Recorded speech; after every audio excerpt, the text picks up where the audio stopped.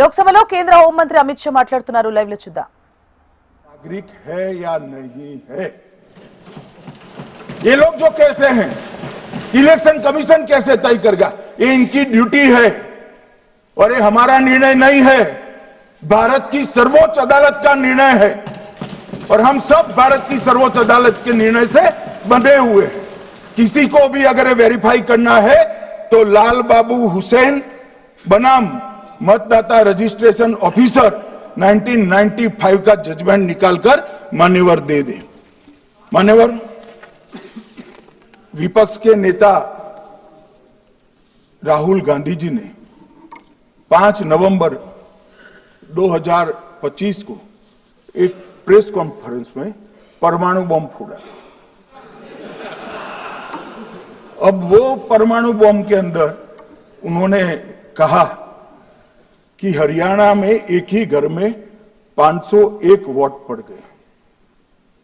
चुनाव आयोग ने इतनी स्पष्टता करी कि हाउस नंबर 265 कोई छोटा मकान नहीं है और 1 एकड़ का पुश्तैनी प्लॉट में अनेक परिवार बस रहे, मगर वहां हर परिवार के घर का नंबर नहीं दिया गया है, इसलिए सब जगह हाउस नंबर 501 दिया गया और एक परिवार की तो 3 पीढ़ियां साथ में रह सकती है।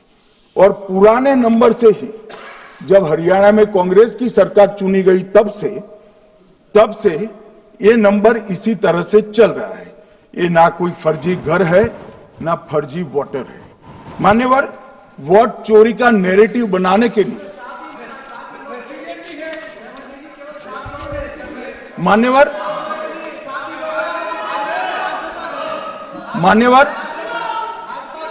बिहार में भी मेरा भाषण पूरा हो जाने दो। नहीं, अभी पूरा भाषण नहीं, कई बार नाम आएगा।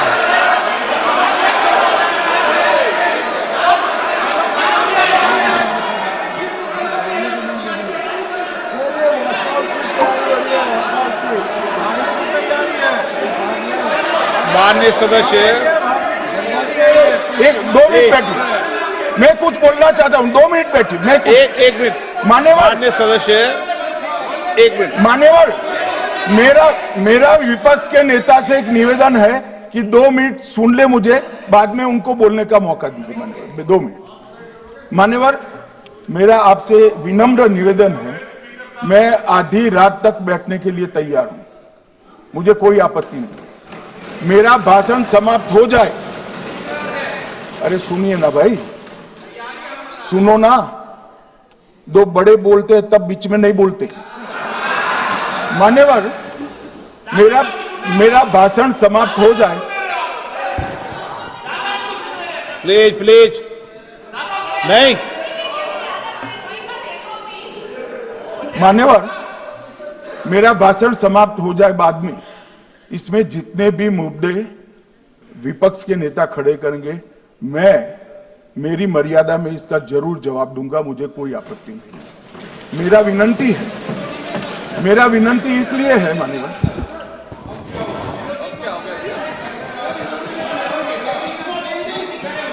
एक मिनट, उनको पूरी बात करने दें। हाँ। मान्यवर, मेरा विनंती भी, मान्यवर, नो प्लीज डिबेट नहीं करते बेटे। मान्यवर, मेरा विनंती इसलिए है कि शायद वो जो मुद्दा खड़ा करना चाहते हैं उसका जवाब मेरे आगे भाषण में आ जाएगा तो मुद्दा ही नहीं बचेगा, इसलिए मैं कह रहा हूं मुझे पूरा सुन लिया जाए। मान्यवर, बिहार में एक मतदाता की उम्र 34 साल बताई, 34 साल की है, इसको 124 साल बताया गया। सच था कि इसमें उम्र 124 बार छपी थी। बाद में मिंता देवी जी ने खुद बताया कि उन्होंने ऑनलाइन आवेदन किया था और वो ऑनलाइन आवेदन करने में गलती हो गई, इसके कारण उम्र 124 बार साल छपी थी। अब इसके आधार पर मतदाता सूची पर प्रश्न कर दिए। सुबोध कुमार नवादा प्रेस कॉन्फ्रेंस में कहा गया कि एक राजनीतिक दल के बीएलए है, इनका नाम कभी आया ही नहीं, वो भी सच नहीं निकला। रंजू देवी रोहतास, उनको कहा कि एक कार्यकर्ता, उन्होंने बाद में रंजू देवी जी ने स्टेटमेंट दिया, जबरन बुलाकर उनकी वोटर लिस्ट से नाम काट लिया गया, ऐसा आरोप हुआ। तो रंजू देवी ने यही कहा कि कांग्रेस के कार्यकर्ताओं को कहने पर मैंने गलत जानकारी दी थी। मान्यवर, ये जो प्रेस कॉन्फ्रेंस हुई और उसने जिस प्रकार का देश में माहौल बनाया, चलो ये तो मैंने आरोप जो लगाए थे और सत्य क्या है कहा, मगर मैं विपक्ष के नेता ने जो प्रेस कॉन्फ्रेंस में कहा कि मतदाता सूची ठीक नहीं है, इसको सुधार करना चाहिए, तो भाई गहन पुनर्निरीक्षण क्या है, एसआईआर क्या है, मतदाता सूची का सुधार करने की प्रक्रिया है, और वो कर रहे हैं तो भी विरोध कर रहे हैं, पुरानी मतदाता सूची कर रहे हैं तो भी विरोध कर रहे हैं। भाई मतदाता सूची पुरानी हो या नहीं, आपका हारना तय है, ये मतदाता सूची से नहीं होता। मान्यवर, उन्होंने कहा, अपने लॉजिक के समर्थन में कहा कि भारतीय जनता पार्टी को कभी एंटी इनकम्बेंसी का सामना नहीं करना पड़ता। मान्यवर, एंटी इनकम्बेंसी इनके खिलाफ होती है जो जनहित के विरुद्ध काम करे। ये बात सही है कि भाजपा को एंटी इनकम्बेंसी का फायदा विरोध बहुत कम करना पड़ता है। हमारी सरकारें बार बार चुनकर आती है, चाहे राज्य में है या केंद्र में, परंतु ऐसा नहीं है कि हम 2014 के बाद एक भी चुनाव नहीं हारे।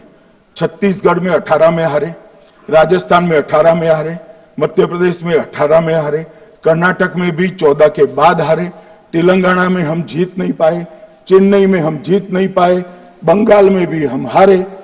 भाई तो तब तो ये मतदाता सूची बहुत अच्छी होती है, तब से नए कपड़े पहनकर आप शपथ ले लेते हो।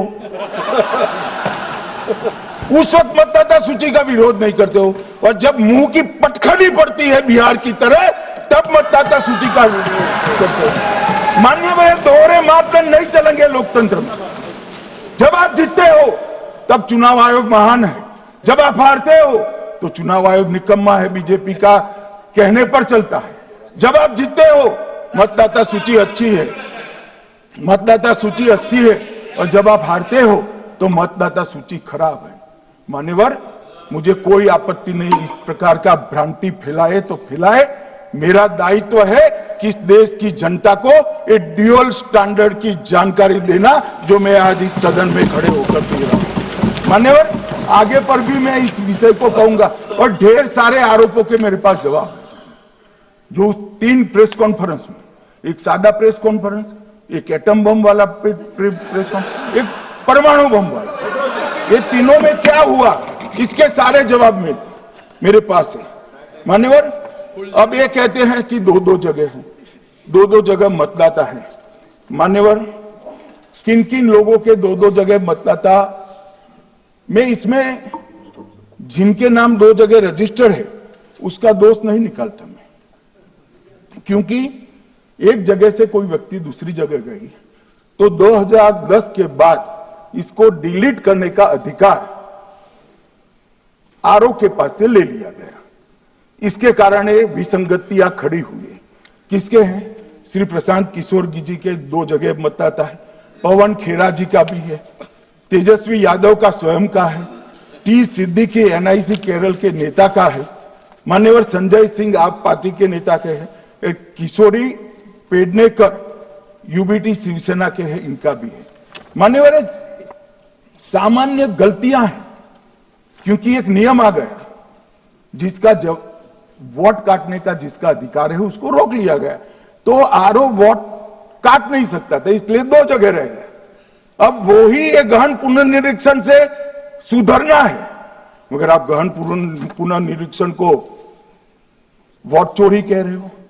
मान्यवर, वोट चोरी किसको कहते हैं वो मैं बताना चाहता हूं, और हमारे यहां कुछ परिवार ऐसे हैं जो पुश्तैनी वोट चोरी करते हैं। अच्छा बोलिए आप।